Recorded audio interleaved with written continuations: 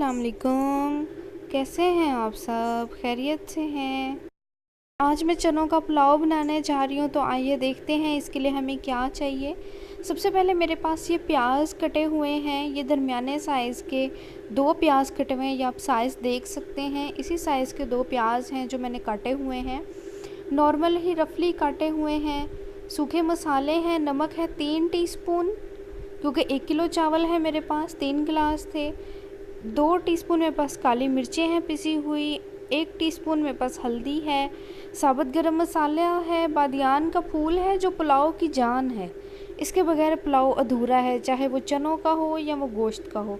मोटी इलायची है, हरी इलायची है और काली मिर्चें हैं। ये 1 टमाटर है, थोड़ा बड़ा टमाटर था, 1 मैंने काटा है। ये 8 से 10 हरी मिर्चें हैं जो मैंने काट ली हैं। 1 कप ऑयल का है और अदरक लहसुन का पेस्ट है 1 खाने का चम्मच। मैं ये 1 खाने का चम्मच अदरक लहसुन का पेस्ट यूज़ करूँगी। ये 3 ग्लास चावल के हैं, ये राउंड अबाउट 1 केजी राइस हैं जिनको मैं अभी भिगो दूँगी। थोड़ी देर के लिए मैं इनको भिगो छोड़ूंगी, कोई 20 से 25 मिनट। तब तक मैं अपना मसाला तैयार कर लूँगी। और ये 1 पाव चने थे जिनको मैंने हाफ़ कर लिया था, आधा पाव चने हैं, इनको मैंने बॉयल कर लिया है। ये 95% तक ये पक चुके हैं, कुक हैं, तो टाइम वेस्ट ना हो इसलिए मैंने इनको पहले ही बॉयल कर लिया था। अपनी रेसिपी स्टार्ट करते हैं। सबसे पहले एक पैन को मैंने चूल्हे पर रखा है, 1 कप ऑयल हम इसमें डालेंगे। ऑयल हल्का सा हमारा गर्म हो जाए, फ्लेम मेरा हाई है, थोड़ा तेज़ है फ्लेम, डालते ही ऑयल गर्म हो जाएगा। पैन ऑलरेडी गर्म था, तो इसके अंदर मैं प्याज डाल दूँगी। प्याज को हम गोल्डन ब्राउन करेंगे, बहुत ज़्यादा गोल्डन ब्राउन नहीं, ऐसा नहीं कि प्याज हमारा जल जाए, क्योंकि अगर हमारा प्याज जल जाए तो हमारा सारा खाना बद जायका हो जाता है। चाहे वो आप सब्ज़ी बना रहे हैं या गोश्त बना रहे हैं, खाने का सारा दारोमदार हमारे प्याज पे होता है। अगर वो जल जाए तो समझे हमारा खाना बेकार हो चुका है। प्याज को मैं थोड़ा फ्राई कर लूँगी ऑयल में। इसका थोड़े थोड़े टिप्स जब ब्राउन हो जाएं, इतना फ्राई कर लूँगी मैं इसको। आप देख रहे हैं हमारा प्याज ब्राउन होना शुरू हो चुका है। प्याज़ों की टिप्स जो सी हैं वो ब्राउन हो गई हैं। इसको कभी भी फुल फ्लेम पे इसको ब्राउन ना करें, क्योंकि प्याज में शुगर होती है, एक ख़ास मिकदार शुगर की होती है प्याज में। तो अगर हम इसको तेज़ आंच पे ब्राउन करेंगे तो वो जो सही वाला ब्राउन होता है, कौरमे वाला ब्राउन और पुलाव वाला ब्राउन, वो नहीं होगा, बल्कि जल जाएगा। जब प्याज हमारा थोड़ा थोड़ा ब्राउन होना शुरू हो जाए तो इस स्टेज पे मैं इस पर साबुत गरम मसाला डालूँगी। साबुत गरम मसाला जब घी में प्याज़ों के साथ भुनता है तो इसकी एक अलग ही खुशबू निकलती है। आप ट्राई कीजिएगा इस तरह से डालने की, बहुत अच्छी खुशबू निकलती है और मुझे बहुत पसंद है इसकी खुशबू। बादियान का फूल जब घी में रोस्ट होता है तो पूरे पुलाव में इसकी महक आ जाती है, मीठी सी खुशबू होती है, बेइंतहा अच्छी लगती है। प्याज हमारा अच्छे से ब्राउन हो गया है। तड़के का जो प्याज होता है बिल्कुल ऐसा ही होता है। इस स्टेज पे मैं इसमें थोड़ा पानी डालूँगी। और आपने देखा होगा पुराने वक्तों में अम्मियाँ साथ ही ऊपर कवर रख देती थी, और एक कॉन्सेप्ट होता था कि अगर इस पर कवर ना हो तो सारा रंग उड़ जाता है। हमें अपने प्याज़ों का रंग ज़ाया नहीं करना, क्योंकि पुलाव का सारा दारोमदार उसके रंग पे है। चाहे वो गोश्त का हो या वो चनों का हो या आप आलू का ही पुलाव बना लें, अगर उसका रंग अच्छा नहीं होगा तो वो खाने वालों को कभी भी अच्छा नहीं लगेगा। कम से कम 1 मिनट पूरा आप इसके ऊपर ढक्कन रखें। जब इसके अंदर से एक घी की ख़ास किस्म की आवाज़ होती है वो आना बंद हो जाए, फिर आप इसका ढक्कन खोलें और एहतियात से खोलें, इसकी भाप आपके हाथ पे ना आ जाए। तो इसको थोड़ा भून लेंगे हम। प्याज आप देख सकते हैं सॉफ्ट हो गए हैं, प्याज़ों का कलर घी के साथ मिक्स हो गया है, बहुत खूबसूरती से हमारा प्याज रेड हो गया है। इस स्टेज पे मैं इसमें डाल दूँगी अदरक लहसुन का पेस्ट। 1 चम्मच मैंने मोटा मोटा कूट लिया था उसमें कुंडी डंडे में, ये ग्राइंड नहीं किया हुआ, ये बस मोटा मोटा हाथ से ही कूटा हुआ है। और इसको मैं प्याज़ों के साथ फ्राई कर लूँगी। थोड़ा सा फ्राई हो जाएगा तो फिर इसमें साथ ही मैं अपने टमाटर और हरी मिर्चें भी डाल दूँगी।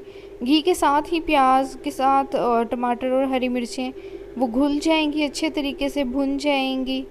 टमाटरों के पीस जो हैं वो अगर मोटे भी हों तो ऐसा कोई इसमें मसला नहीं है, वो घुल जाते हैं पुलाव में। मसाला हमारा तैयार हो गया है, हमारा मसाला काफ़ी हद तक भुन चुका है, टमाटर भी गल गए हैं और मसाले की बहुत अच्छी भुनी हुई खुशबू आ रही है। हल्का सा पानी का इसको छींटा लगाएंगे, 2-3 ड्रॉप पानी के डाल के मसाले को अच्छे तरीके से भून लेंगे। अब मैं इसमें डालूँगी काली मिर्चें, हल्दी और नमक। नमक आप अपनी चॉइस के मुताबिक डालें। पुलाव का नमक थोड़ा सा ज़ुबान को महसूस होता हुआ ही अच्छा लगता है। पानी को आप चेक कर सकते हैं। हाफ़ टी स्पून मैंने लाल मिर्चें डाली हैं थोड़े रंग के।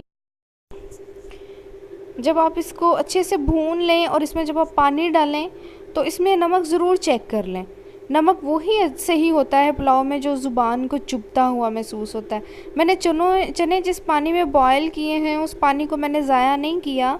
मैं वही पानी इसमें डालूँगी। अपना जिस गिलास से मैंने चावलों को मापा था वही गिलास में पानी के माप के इसमें डालूँगी, उसी हिसाब से मैं इसमें पानी डालूँगी। तो आप उस पानी को ज़ाया ना किया करें, क्योंकि चनों का या गोश्त का जो भी होता है सारे विटामिन्स और ताकत उस पानी में होती है। असल जायका हमारी चीज़ का उसी पानी में होता है जिसमें उसको हमने बॉयल किया। अब मैं चने डाल के मसाले के साथ थोड़े भून लूँगी ताकि चनों के अंदर नमक और मिर्च मसाला जो है अच्छे से रच जाए, अंदर से चने फीके ना। चने हमारे भून रहे हैं मसाले के साथ। मैंने आपको बताया था चने हमारे ऑलरेडी गले हुए हैं, 95% डन थे। तो मसाले के साथ थोड़ा इसको भून लेंगे ताकि इसके अंदर से जो फीकापन होता है चनों का वो ख़त्म हो जाए। और मैंने हाफ़ टी स्पून नमक मैंने चनों को बॉयल करते हुए भी डाला था ताकि वो चने अंदर तक जो है वो उनका एक मीठा मीठा जो टेस्ट होता है वो ख़त्म हो जाए और अंदर से चने जब खाने में बिल्कुल फीके फीके से फ़ील ना हो।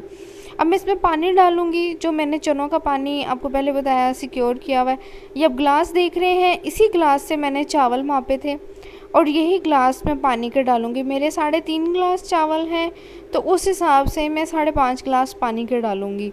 चावल आज नए आए हैं, एक नई जगह से आए हैं, तो मुझे इतना इनका अंदाज़ा नहीं है। अगर पुराने चावल हों, एक ही जगह से आए हों, तो फिर आप पानी खुले हाथ से भी डाल सकते हैं। मेरी अम्मी कहा करती थी कि पानी 1.5 गुना होता है। अगर आपका 1 गिलास चावल का है तो आप उसमें पानी ज़्यादा डालोगे, यानी कि 1 और 1.5 2.5 गिलास पानी के। और अभी तो चावल ही कहीं और से आए हैं तो मुझे इनका इतना अंदाज़ा नहीं है कि ये चावल किस तरह के हैं। लिए तो हमने बासमती करके ही हैं, सुपर कर्नल बासमती, लेकिन आज फर्स्ट ट्राई की है इनकी, देखते हैं कैसे निकलते हैं। तो उस हिसाब से मैं पानी थोड़ा कम ही रखूँगी ताकि मेरे चावल बैठ ना जाएं, तो वो बिल्कुल भी अच्छे नहीं लगते चिपके चिपके चावल। अच्छे से पक चुका है, इसमें मैं चावल डाल रही हूँ। आप देख सकते हैं पानी हमारे अच्छे से पक चुका है। अब मैं इसमें चावल डाल रही हूँ। चावल जिस पानी में भिगोए हों उसको, चावलों को बिल्कुल भी पानी से ड्रेन ना करें, थोड़ा पानी रहने दें अंदर। मेरी अम्मी कहा करती थी कि चावलों में जो नीचे मट्टी मट्टी बैठी होती है बाज़ औक़ात धोने से भी नहीं निकलती, तो इस तरह हमारे चावलों का एक एक दाना उस पानी में से धुल के आ जाता है। अगर नीचे कोई गंदगी, कोई मट्टी के ज़र्रात, रेत या ऐसी कोई चीज़ या कोई पत्थर रह जाए तो वो जो पानी इसमें बचा होगा वो उस पानी में बैठ जाएगा। तो ऊपर से हमारे साफ़ सुथरे धुले हुए चावल जो हैं वो हमें मिल जाएंगे। चावलों को थोड़ा मिक्स कर लें। चावलों को ढक दिया था मैंने, बहुत ज़्यादा इसमें चम्मच ना चलाएं, और जब भी चम्मच चलाएं चावलों में तो ये साइड से चलाएं, कभी भी दरमियान से चम्मच ना मारें चावलों में, साइड से चम्मच डालें और इस तरह से दरमियान से होते हुए जाएं और चावल फिर इस तरह कभी टूट। अभी आप देख सकते हैं हमारे चावलों में से पानी खुश्क हो गया है। इसमें जब ये गड्ढे गड्ढे से और छोटे छोटे से बबल आप देख रहे हैं, ये नज़र आ रहे हैं, जब ये छोटे छोटे से बबल आ जाएं चावलों में तो इसका मतलब ये होता है कि चावल हमारे दम पे जाने के लिए तैयार है। चावल ना ही बहुत ज़्यादा कच्चे हों ना ही बहुत ज़्यादा नरम हों, एक कनी रह जाए तो फिर चावलों को हम दम पे रखें तो वो चावल बहुत खिले खिले और बहुत अच्छे बनते हैं। मेरे पास ये पुराना तवा है, मैं इसके नीचे रखूँगी तवा। पहले तो मैं इसको 2-4 मिनट फुल फ्लेम पे पकाऊँगी, फिर उसके बाद मैं बिल्कुल नॉर्मल फ्लेम कर दूँगी जिस पे ये 5 से 10 मिनट जो है वो चावल मेरे दम पे रहेंगे। 5 से 10 मिनट हो चुके हैं, 10 मिनट हो चुके हैं। मैं चावलों को अब चेक करूँगी। चावलों को 10 मिनट बाद चेक करके इनकी साइड बदल दें, ऊपर वाले नीचे चले जाएं और नीचे वाले ऊपर। बहुत ज़ोर से चम्मच ना मारें इस पे, इसमें चावल सारे टूट जाते हैं। मेरी अम्मी तो प्लेट इस्तेमाल किया करती थी, लेकिन मुझे डर लगता है उसमें से भाप उड़ रही है, तो अभी इतनी ज़्यादा एक्सपर्ट नहीं हूँ मैं इन चीज़ों में, लेकिन डरती हूँ कि कहीं हाथ ना जल जाए। तो इस तरह से आप चावलों को एक बार हिला दें, ऊपर वाले नीचे हो जाएं, नीचे वाले ऊपर हो जाएं, और फिर इनको 2 से 3 मिनट का दम दे दें। 2 से 3 मिनट पे बहुत हल्की सी आग पे इनको दम पे रख दें। इसको 3 मिनट का मज़ीद दम लगाया था। आप देख सकते हैं चावल कितने खूबसूरत खिले खिले बने हैं, अलग है। आप ज़रूर ट्राई कीजिएगा, बहुत मज़े के बनते हैं। मुझे ये रेसिपी अपनी बहुत पसंद है, और आप ज़रूर ट्राई कीजिएगा। अगर आपको पसंद आए तो मुझे कमेंट करके ज़रूर बताइएगा। Thank you so much. अल्लाह हाफ़िज़।